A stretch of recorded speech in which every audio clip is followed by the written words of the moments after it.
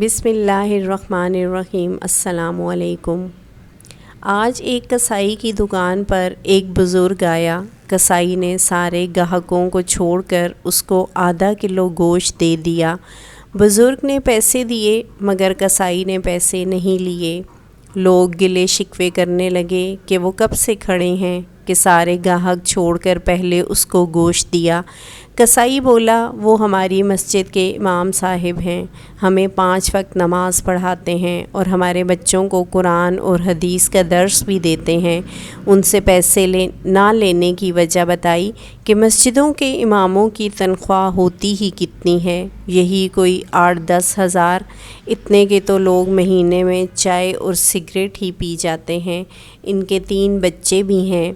کسائی کی بات میں واقعی بہت وزن تھا۔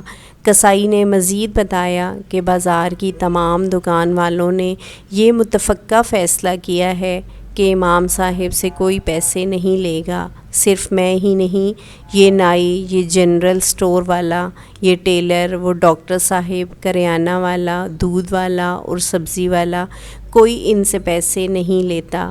اس کسائی نے آج مدد کا ایک نیا سبق سکھایا تھا۔ ہماری مسجدوں کے امام اس انٹرنیٹ کے دور میں ہمارے دین کے ورثہ کے مکمل محافظ ہیں۔